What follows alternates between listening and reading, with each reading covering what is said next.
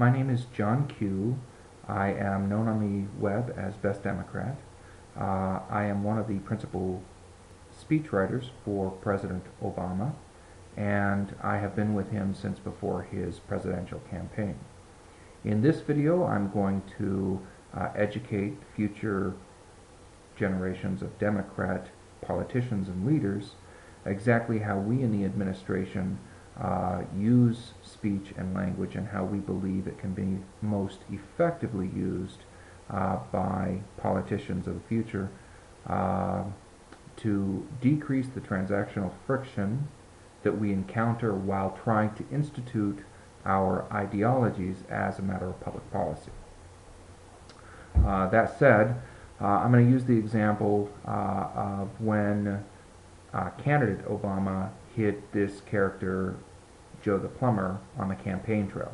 We knew this moment would come. We prepared for it. We had rehearsed what Obama was going to say. And the phrase that we chose to use was spread the wealth around. The reason we chose this language is that there's this kind of long-standing, a little bit archaic notion of life, liberty, and the pursuit of happiness. Thomas Jefferson wrote those words into the Declaration of Independence, and it was some kind of a justification for why the American people needed to be independent of the English crown. Our purposes were life, liberty, those things are understood, and the pursuit of happiness. Not so well understood. We don't teach that to our school children. We don't teach them the meaning of happiness within the Declaration of Independence because, frankly, we want to reserve to ourselves the right to redefine that meaning whenever it suits our interests. So, specifically, historically, this right to happiness has meant the right of an individual to enter into a chosen vocation or to acquire wealth through legal means, so long as that individual did not impede the equal rights of another citizen. The right to pursue happiness has therefore meant that when one man competed against another man or woman, and one succeeded more than another, that this was going to be tolerable. This is what we wanted. This is how we were going to promote individuality, and how we were going to make sure that government wasn't meddling too much. But that's kind of archaic and quaint. You know, there's another notion out there that's from a book some people may recall reading in the past, particularly on Sundays. Thou shalt not covet thy neighbor's ass, for instance, is within the 10th commandment. And an ass is not, what it meant was their property. So long-standing notions have meant that we should not be jealous of other people's property. We should be free from government interference in the acquisition of our own property. And to be clear, the most moral choice would be, once we've provided for our own families and for our posterity, we should then choose as individuals to give money to charity and to do the right thing with that money.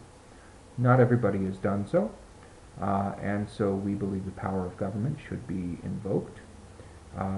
We therefore chose the words spread the wealth around to indicate that it was our intention for government to come in and enforce morality. Enforce essentially the equalization of wealth holdings between one citizen and another. In practice, what our administration has done is we have tried to devalue the American currency first and foremost by borrowing an exceptional amount of dollars from other countries, because we know that if we can devalue our currency, we know that the people who have wealth today hold that wealth in dollars or dollar equivalents. If we can devalue those dollars, then we can make those people less wealthy. We can then enforce morality, because if nobody has more dollars or more wealth aggregated than anyone else, there will be no need for an individual to covet, no incentive for an individual to covet his neighbor's ass, so to speak. And so we are, as Democrats, we're in favor of devaluing wealth that has been aggregated by some individuals out there today. We're also in favor of kind of a fallback approach. You know, if people are successful in aggregating wealth and they haven't just voluntarily given it away to others who are less fortunate, then we want to use the mechanism of an estate tax to take wealth away from those individuals who are immoral in keeping it for the next generation. Because we don't want the next generation of Americans to face life on unequal footing. Historically, the notion has been only that each individual should enter into the human race with equal rights.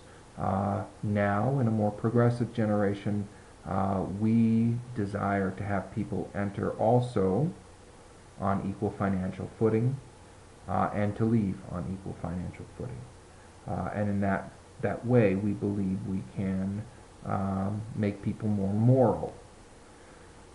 In order to get to our end, we need to take power away from local communities where people can reach out and touch it and influence it. We need to prevent people from getting into these kind of raucous democratic demonstrations that we've seen in some of the town hall debates regarding and surrounding the public health care reforms that our administration has proposed.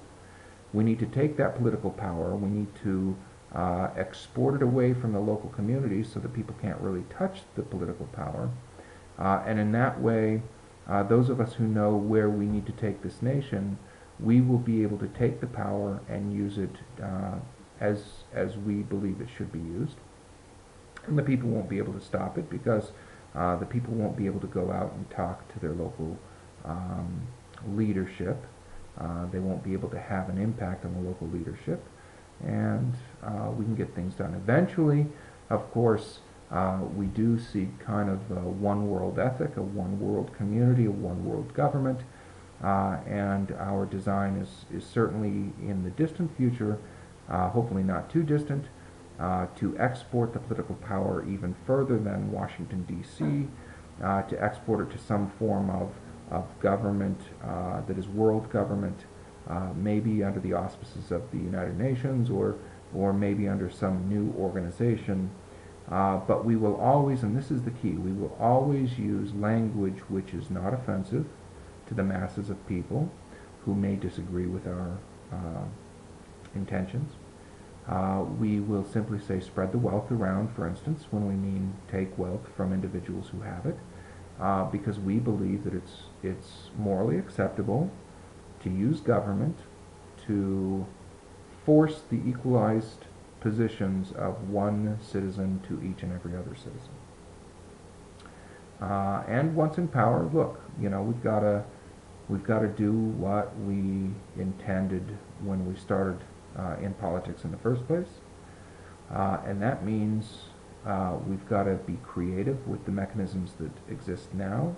We've got to institute new mechanisms in the future, and we've got to direct the public policy in a way that won't be easy to undo once those who don't share our beliefs try to come back and try to seize back some of the power of our government.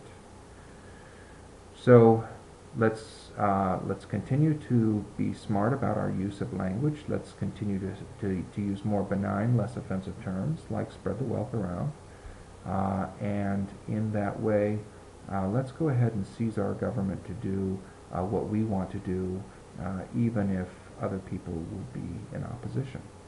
That is what it means to be with us in this administration, and we hope that you will learn this lesson for future generations of Democrat politicians.